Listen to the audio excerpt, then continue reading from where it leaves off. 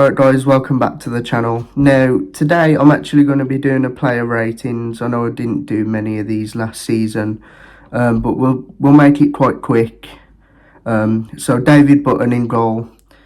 I think he did okay, to be fair. Didn't really have a lot to do, so I'll give him a standard 6 out of 10. Darnell Furlong.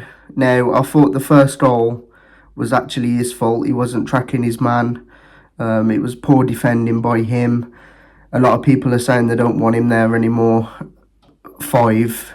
Semi Ajayi. Now, he was probably my man of the match, to be completely honest with you. I thought he defended really well. He was brilliant alongside O'Shea. Made some crucial blocks and interceptions during the game. Yeah, I'd definitely say that he was my man of the match, so I'd give him a 9 out of 10. Now, Dara O'Shea, like I mentioned, next to Ajayi, good partnership in my opinion. O'Shea just signed that new contract, which is obviously good for us because a lot of our younger players normally get robbed off us by better clubs. But Dara O'Shea, I'm going to give him an 8.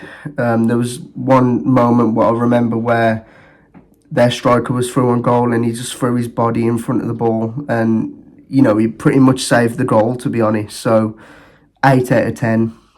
Conor Townsend, I'm not even going to lie, I didn't really see much of Conor Townsend today, so I'm just going to give him a 6.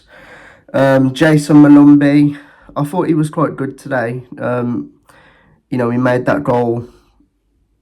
You know, he was involved in the build-up anyway. He slotted in Jed Wallace, who ran down the wing and gave it to Swift. I'm going to give him a 7.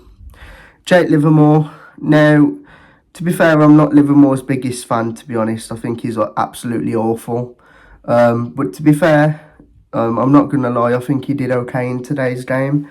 He made a good tackle inside the penalty area where all the fans pretty much thought it was a penalty, but it was actually a really good tackle. So I'm going to give him a 6.5 because I think he was okay today, to be honest. Then next to him was Jed Wallace, new signing from Millwall.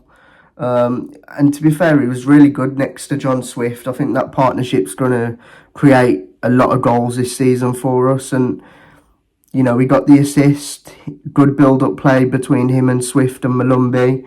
I'm going to give Jed Wallace a 7 out of 10. I thought he did well. John Swift, as I mentioned, the build-up play between him and Wallace was absolutely brilliant. First goal for us as well on his debut. He was really good for Reading. He bagged in a lot of goals. Same as Wallace, actually. You know, he scored a lot for Millwall, got a lot of assists, and he got one today. And then John Swift got a goal. I thought he was really good. Him, Wallace, probably two of our best players and the new players as well. So I'm going to give Swift 7.5. Matt Phillips, I wasn't really too happy when I saw him in the starting 11, to be honest. But, you know, again, Phillips is one of those players who we've had for absolutely ages.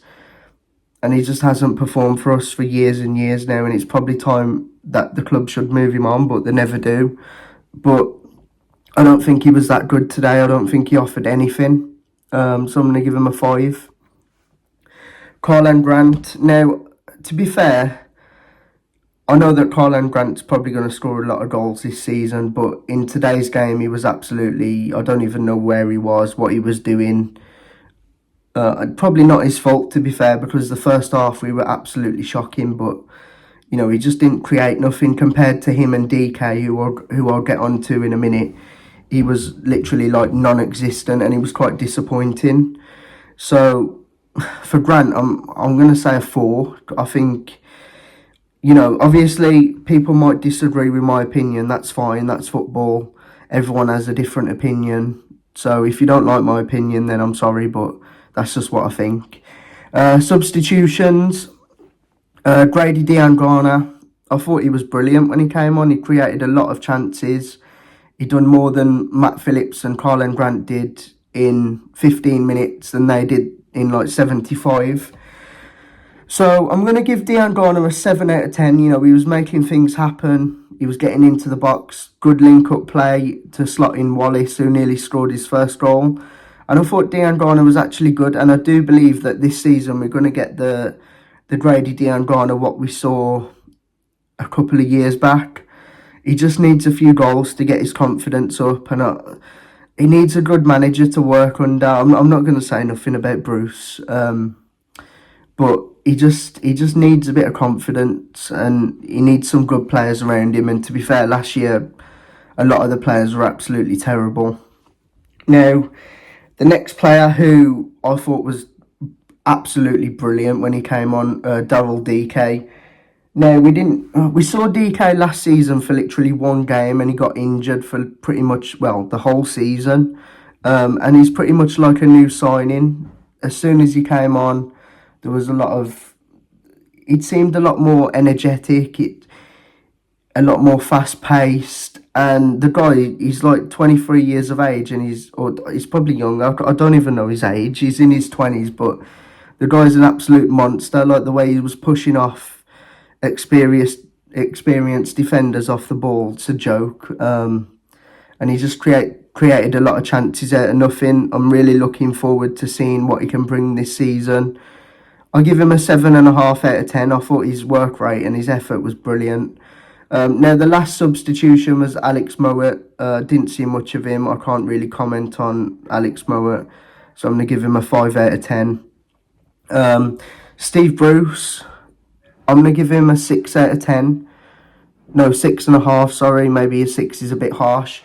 Purely because I thought the starting lineup, for me, I wouldn't have started Phillips and I wouldn't have started Jake Livermore.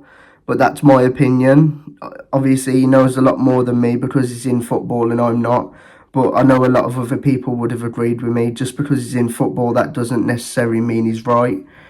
But 6.5 out of 10. He made the subs, but he made them a bit late for me. And also, the starting lineup from the start was not the one I would have picked personally. Now, the fans, obviously the fans are brilliant. You know, we took 1,500 up there today. And a lot of people will say that's not very good. But to be honest, with the cost of living at the minute, you know, all the fuel prices going up. I mean, Borough were charging an absolute fortune for this game. It's like £30 for a ticket, then £27 for the coach. That's 60 quid before you've even got there. Then you've got to buy a drink. You know, if you've got kids and stuff like that as well, you know, it's going to cost well over £100 just to go to a football match. And I think it's a bit of a disgrace, to be honest. So to take 1,500 up there, I think it's a good effort from our fans. And, you know, they always sing throughout the whole 90 minutes. They always give their all. And we've got a loyal fan base. So 10 out of 10 for the fans. I can't fault them. You could hear them on Sky Sports and stuff like that. George went. I saw the atmosphere on the vlog, and that was, you know, it was brilliant. So you can't really moan at the fans, to be fair. They're always putting in a shift. But guys, don't forget to like, comment, subscribe, and I'll see you in the next one. Thanks for watching.